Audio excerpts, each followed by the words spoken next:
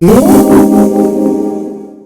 Monster Manual, what I really love about it is it's not just a collection of obstacles to overcome, but it's kind of informs you about the world of Dungeons and Dragons, because it's this wonderful collage of different cultures represented through monsters. You had dragons and giants and vampires and demons and unicorns and Greek myth creatures like the Medusa. It made me realize that Dungeons and Dragons represents all mythologies, all settings, all stories, and that the possibilities are truly infinite. And it's always kind of been my secret desire as a dungeon master to use every single monster in this book. And I think that would be easy if we played, like kind of hack and slash games with my players, where all we did is just kind of go through and just fight monster after monster after monster. But that's not the way we play D&D. There's a lot of story-driven adventures. Today I just thought it'd be cool to just kind of go through the different monsters in the book and see whether or not we've used them or not. So, Aarakocra, haven't used. Aboleth, haven't used. Angels. I've used angels a lot in 1st edition, but not in 5th edition. So, but I do want to use them someday because I think they're very cool. Animated armor. These guys are very cool, and I've used them a number of times as enemies. So, okay, Rug of Smothering I used in the Harry Potter campaign. It was actually during a game of Clue, where we combined Clue with Harry Potter, and in one of the rooms was a Rug of Smothering. Never used an Ankeg. Never used an Azur. Banshee, my daughter used a Banshee in a... she was DMing, and it was a Sailor Moon campaign, and this damn thing almost killed us. Almost TPK'd us just because she has that death scream. Now, this is an interesting story. So we have these two monsters here, the Basilisk and the Behir. And I used the Basilisk for my Harry Potter campaign, but a couple things kind of became problematic. One is that the Harry Potter Basilisk and the D&D Basilisk are very, very different. The Harry Potter Basilisk is more like a giant snake, and it's also a much tougher monster. I wanted to kind of use it like a boss monster, but this has a challenge rating of 3, and I was like, this is too weak. So I really wanted it to be, tough enough for a proper boss monster. And then I kind of glanced over here, and I'm like, this snake-like shape, it actually looks more like the Harry Potter Basilisk. So what I did is I kind of combined the stats of these two creatures to come up with my Harry Potter Basilisk. So I can kind of say that in a way I've used both of these. Never used any beholder types. I've always wanted to, but I never have. Never used any blights or bugbears. I have used a Bulet. One thing I will say is that in order to kind of fit these monsters into the themes and the storylines that I create, I've had to do a lot of reskinning. Reskinning is one of the most common things I do in D&D. I reskin so often that sometimes I start to wonder whether it even matters what the names of these creatures are. But I wanted to have a Dodonga, which is a creature in the Zelda series, because we were doing a campaign set in Hyrule, and the Dodonga is a creature that eats bombs. And one of the ways to kill it is you have to feed it bombs and then kind of stab it on the side. And so I took the Bulet stats and I just made it a Dodonga. So in a way I've used this, but not really looking like this. Then there's the Bullywug. I just used this in my last campaign. I use it for an Asian setting because in a lot of like Miyazaki movies, you see a lot of these frog-like people, like in Spirited Away, you see a lot of frog-faced creatures. So I thought, hey, Bullywug, Asian setting, that kind of works out pretty good.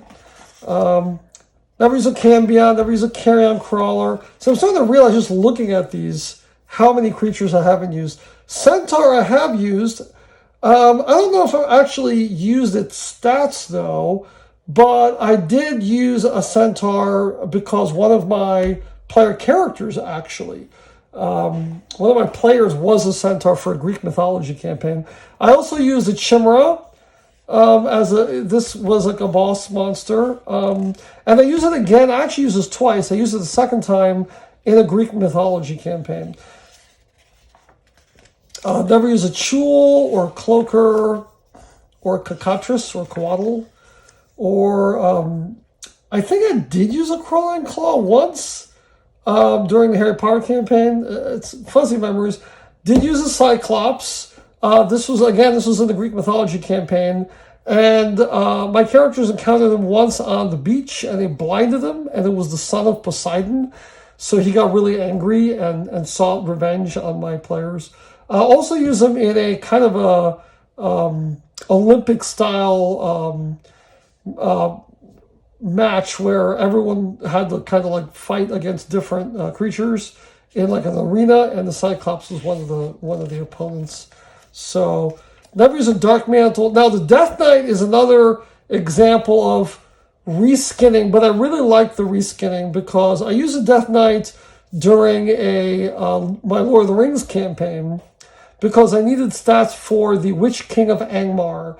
And I think if you look at the Witch King, or if you look at the Nazgul from Lord of the Rings, you look at the Death Knight, you see a lot of parallels. I think they're very similar. So I thought Death Knight, that's perfect for Lord of the Rings. But the Middle-earth books I have, because I do have Middle-earth books, actually does have stats for the Witch King, but he's actually too weak. I thought he was really, really weak. He's only like a challenge rating 12. And my characters were like level 15, so they could easily mop the floor with the Witch King of Angmar, and I just wanted them to be more powerful. So what I did is I took the abilities that the Witch King of Angmar was given in the Middle-earth books, which is basically a Banshee-like scream that knocks you out, and then combined it with the Death Knight. And I gotta tell you, combining a Death Knight and giving him a Banshee-like attack, that's deadly. He made for a very deadly enemy. Did use a Demi-Lich, which I thought would be a challenge, but when my players fought them, they were like almost level, like they were over level 15. So I was like, oh, Demi-Lich, he's such a powerful enemy, and they killed him really fast because they could basically do more than 80 points of damage per round. So if your party can do more than 80 points of damage per round, it doesn't matter what other abilities this guy has. They're just going to beat him too quickly. So I did try to use some strategy. I had to try to get him to go float and use different spells and keep his distance. But poor Demi-Lich, man, he couldn't hack it. So the Balor again. This demon is based on the Balrog from Lord of the Rings, and so it was very easy to just, when I wanted to use the Balrog in Lord of the Rings, I just used the Balor stats. And this is probably one of the more famous monsters that I used because he actually ended up killing one of my main player characters, which was my daughter's character, was died because of this guy. So there's always been a lot of emotional attachment to this dude. Haven't used any of these guys. No, I did use the Gristo. What's interesting about the Gristo is that he looks like different things. So one, I used him for Ganon for the Zelda campaign. He was like the final boss because if you have ever played Zelda, you see that Ganon turns into a bull-like creature. And I thought, hey, this is a bull-like demon. He's very powerful, so perfect for Ganon. I used the stats later again for my Greek mythology campaign because my players were way too powerful to be challenged by a regular Minotaur. I needed a super Minotaur, and then look at this guy, and I'm like, hey, this is basically what this guy is. He's a super powerful Minotaur. And the way I basically explained his power is that this is the first of all Minotaurs. So in my Greek campaign, Minotaurs weren't a race. There was only one Minotaur, and so of course that was like a boss enemy. So this is why the Gristo was so tough. I use a Hesrow. I used him as kind of a demon that was summoned by Salazar Slytherin from Harry Potter to fight the PCs. My daughter used Merilith for her Sailor Moon campaign, but I think she kind of underestimated just how powerful Merilith is. And so that was our first and only TPK was against Merilith. But because we were just doing just a one-shot of Sailor Moon, it wasn't really a big deal. Haven't used an Alpha Schnee or a Quasit or really any of these guys. Again, kind of realizing just how many monsters are in this book. This guy's really important, Bone Devil. Because this guy actually started our first campaign because this is the creature that the characters that belong to my two daughters, Lilia and Rose, their father opened a magic portal to hell, I suppose, and a demon came out of it, a Bone Devil. And he basically grabbed her dad and sucked him through the portal, and that was a very terrifying experience for them, and it kind of motivated them to go on this epic quest, which took 7 years to complete, by the way, to find this Bone Devil and to rescue their dad. And what was interesting is I basically picked him because I was trying to find the scariest looking monster in this book. I didn't care about the stats because they weren't fighting him. So I was just looking for the scariest looking dude, and I'm like, this guy looks really scary. So I picked him. And then 7 years later, Lily and Rose find this guy and kill him. So that was really cool. I used a Chain Devil in Greek mythology when the characters went down into Hades to resurrect Lilia after she had been killed by the Balrog in Lord of the Rings. I used the Erinis as an enemy in Hades because this name comes from Greek mythology. Haven't used these guys. No dinosaurs. I used a Displacer Beast once, and what made me really sad is that I didn't actually have a Displacer Beast figure. So then later, like, I was looking for it, I couldn't find one, and then I think a month later I found a Displacer Beast. I'm like, oh man, I wish I had one. So now I have a Displacer Beast, but I haven't really been able to use it. So I haven't used any of these guys or these guys. Dragons I don't use a lot because they're so powerful. I did use a black dragon, not an ancient black dragon. I used an adult black dragon, and that was Maleficent. We had a fairy tale kingdom / Disney style campaign, and so they fought Maleficent from Sleeping Beauty, and she turns into a black dragon, and so that's when we used that. The blue dragon, I actually used the blue dragon, not an ancient one, I used an adult blue dragon in Lord of the Rings because basically the Witch King, I needed to give him like a mount. And I know that in Lord of the Rings, the creatures that the Nazgul ride are called fell beasts. They're not technically dragons, but I thought, hey, you know what? It'd be cool if it was a dragon. So basically, this is a Death Knight with Banshee-like powers riding an adult blue dragon. That thing was powerful, and it really killed a lot of characters. But the players had a lot of NPCs helping them out. So I just killed a lot of their NPCs instead. Never used a red dragon, I don't think. Not a lot of dragon use, come to think. Did use a brass dragon because my younger daughter, her character Rose, found an egg, which happened to be a dragon egg, and when it hatched, it became a brass dragon wormling, and then over several years, she kind of raised that dragon, and so eventually grew up into a young brass dragon, and then she had a young brass dragon fighting with them. And I have to say, I really don't recommend giving your players pets, especially if they're powerful pets, because it really, it just makes it hard to challenge them after that. So let's see what else. Yeah, so I think, like, just looking at all these monsters, I just realized we're never gonna fight all these things. There's no way. There's too many monsters in here. We use a Dryad for Sailor Moon campaign. I think what my daughter was doing, she was a little younger when she was making that campaign. She just went through this book and just picked out every single female monster. She just wanted to have all female characters. And so, of course, we fought a Dryad. And I told her, well, Dryads aren't evil, they're good. But she's like, well, that's okay. I'm just going to say she was under a spell or something. I'm like, okay. So, used a lot of elementals, like all the time.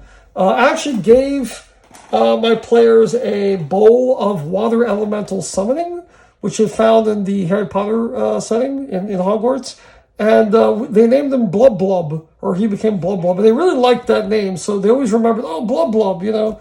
They liked him. Earth elemental, fought him many times. Air elemental, fought him in actually the Tower of Orthanc in Lord of the Rings. Saruman had some air elementals in his tower. Okay, so never did anything with Drow. Never did anything with the Empyrean, although I wanted to, because I thought this would be a good Greek mythology guy.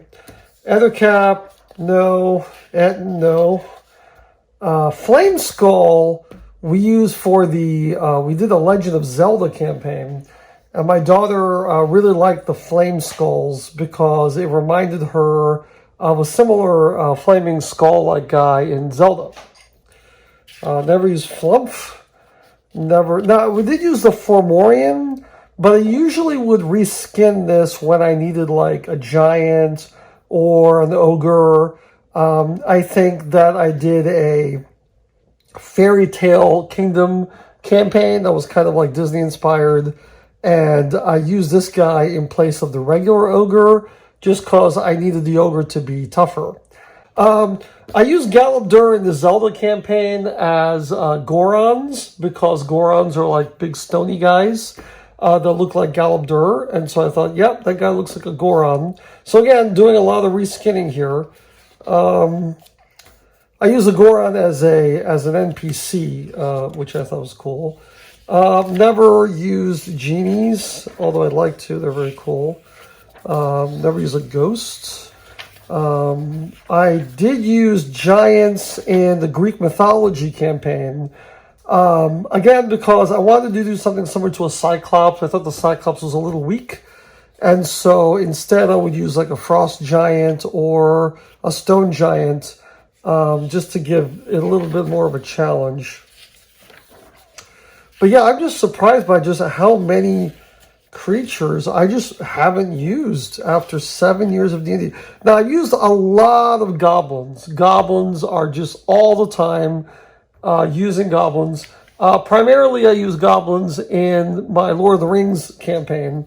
But I also use a Lord of the Rings book that just had different types of goblins. So it wasn't always like these stats. This guy has an interesting story.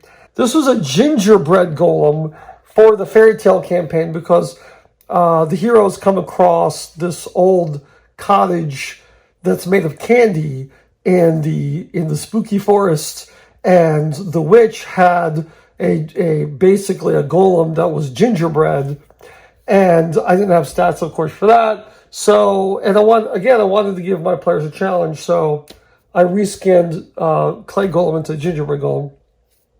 I used Flesh Golem in Harry Potter campaign during our game of Clue. They were running around England.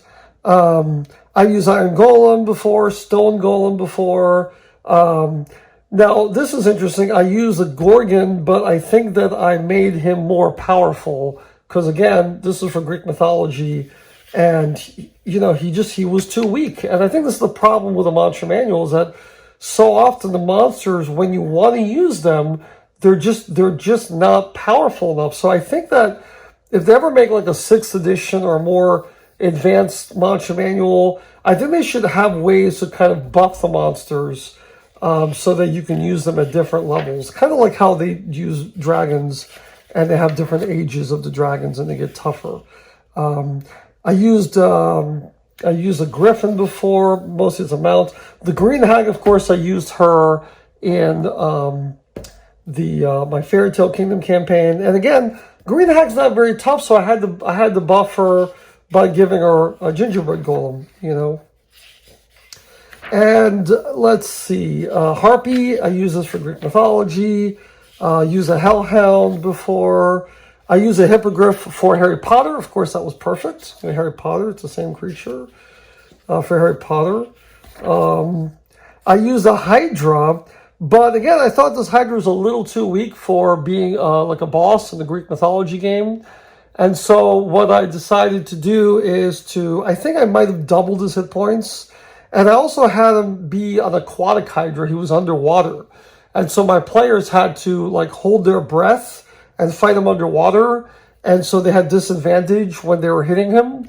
And so that's kind of another kind of a clever way of kind of making these monsters more of a challenge, is just put them in environments where the players just have a tougher time beating them. I used Kenku actually in my Asian campaign. But again, I don't really know what these hit points are for because they're very weak. I used Kenku more as an NPC, and I gave him levels, but I really didn't need like the stats for Kenku. But I think because they kind of have an Asian flair.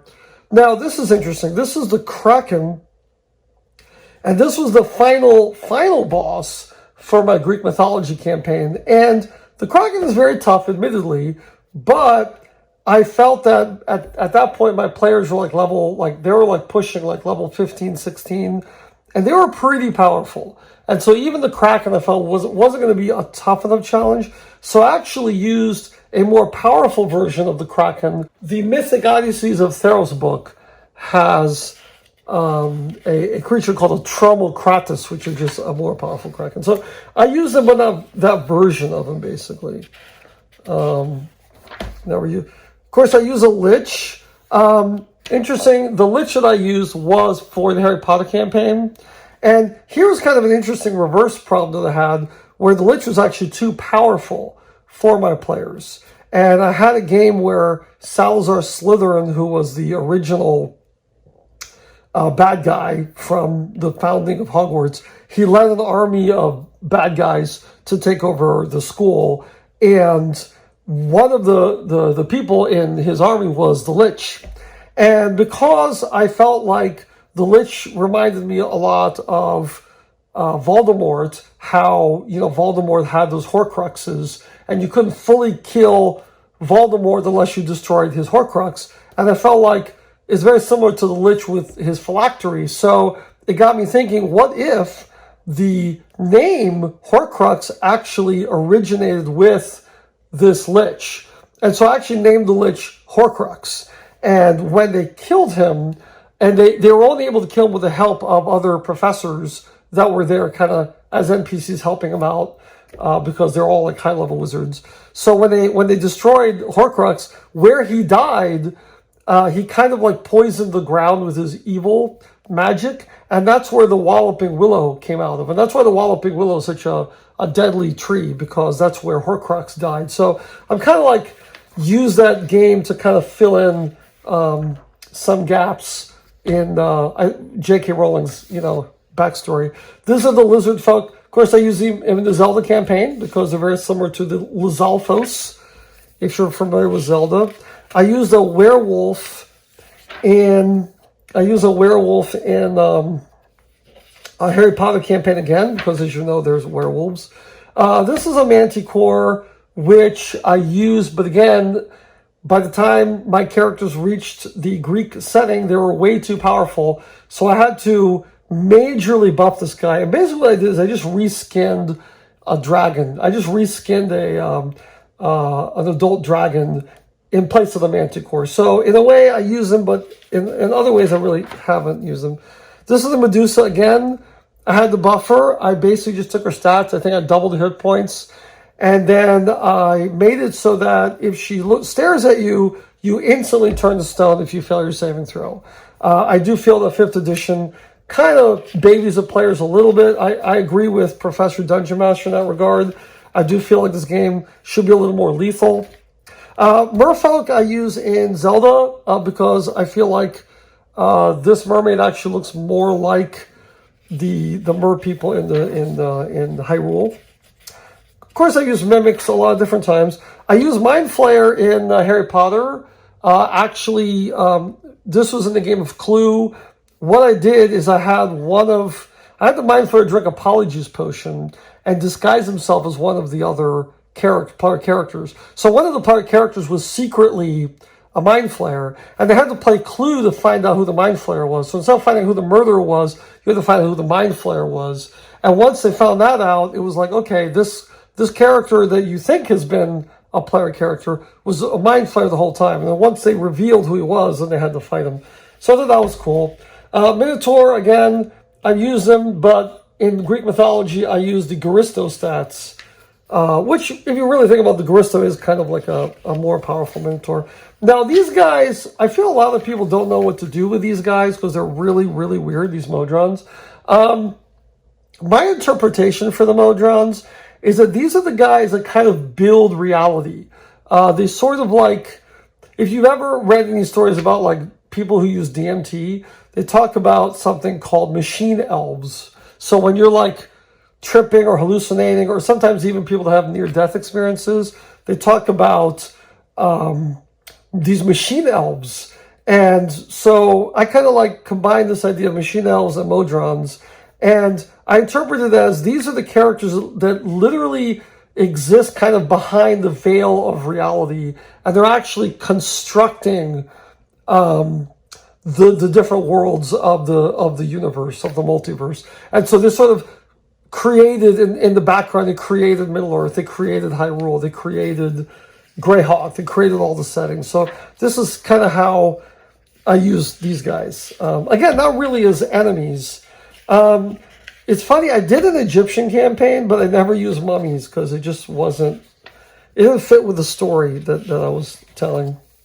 I just used a Naga in my Asian campaign.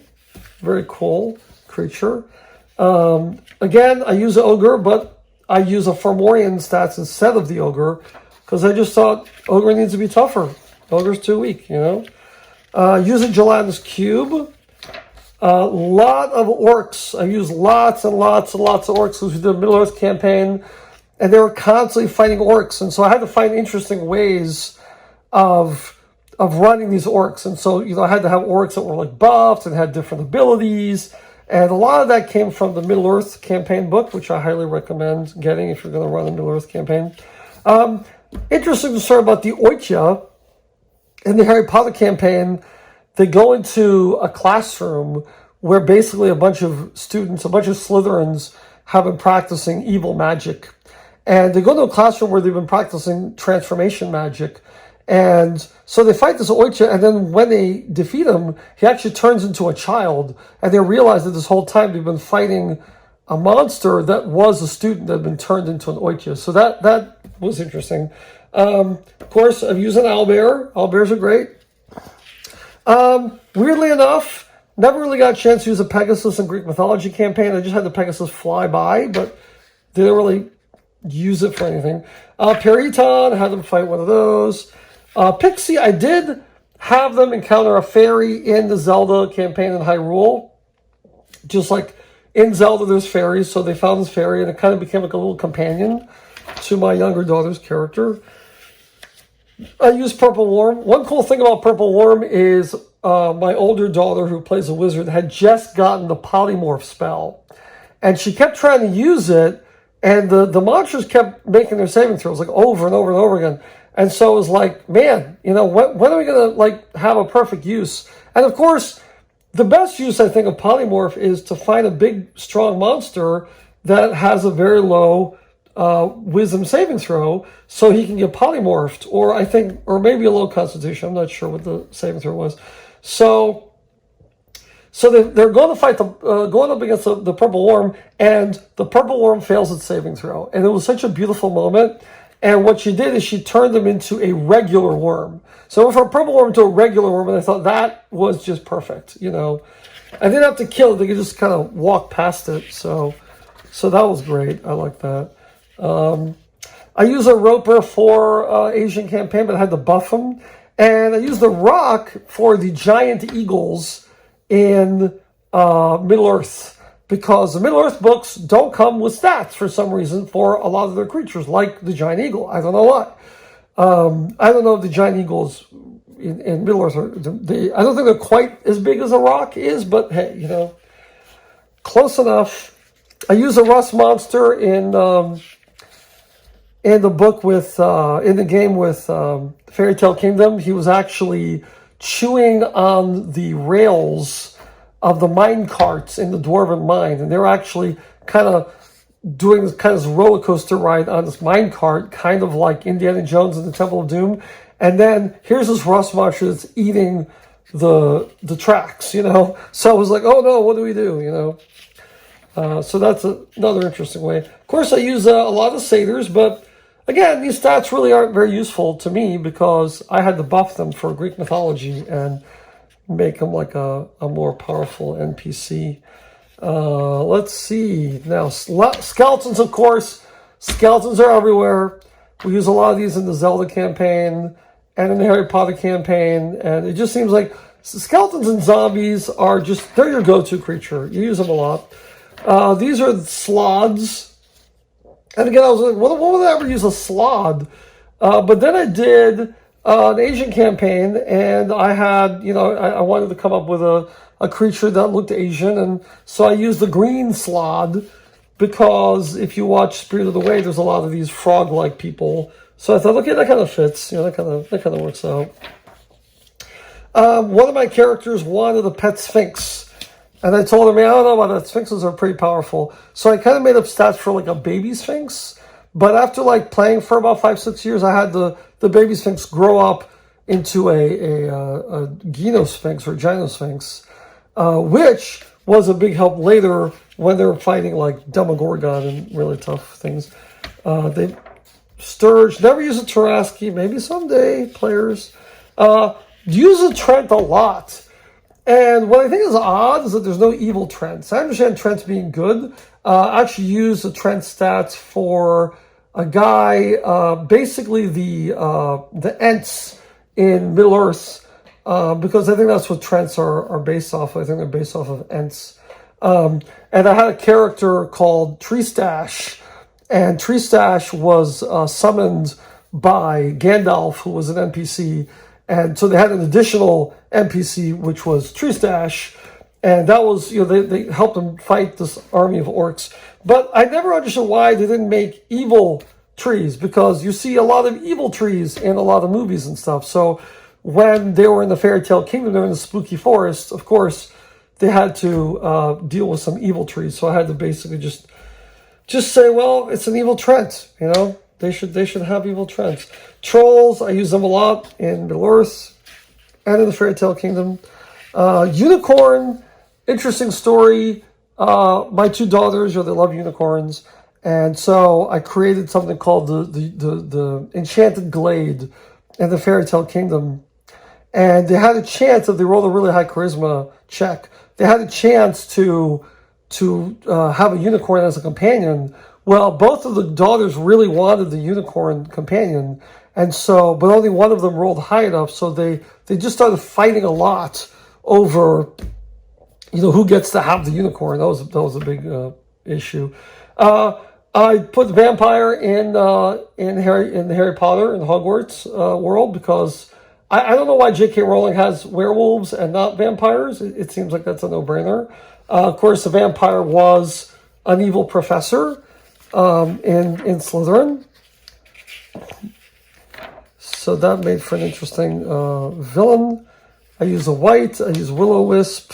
I use the Wraith for the Dementor because, you know, I think it's pretty close to the Dementor for Harry Potter. I use the Wyvern as a winged mount for Zelda. Now the Yeti, again, this is something I had to reskin. Well, I used the weaker Yeti and then the super powerful Yeti. I don't know why this Yeti is so damn powerful, but I used the abominable Yeti in the Fairy Tale Kingdom campaign, where they basically just fought. Here, I'll show you who they fought. Who's right? They fought this guy from Frozen. If you remember this guy from Frozen, and I thought, yeah, this guy, he's perfect for the abominable Yeti. That just made sense. So never used the Wand T. Never used these guys. I have used various animals, a lot of different animals, mostly just for hunting though. Nothing really too serious. I use giant eagle, giant spiders I've used a lot. Use poisonous snake, things. They're just minor obstacles, Wargs, I use wargs a lot. I don't know why wargs are back here. I think wargs should be in the monster section, but of course I had the wargs, the goblins riding wargs. And I've used some of these guys before, just knights and just for NPC stats. And so that's it, basically. Now I have used monsters in other books, but in this video I think we're just going to do, Monster Manual. So if you found this interesting, thanks for listening.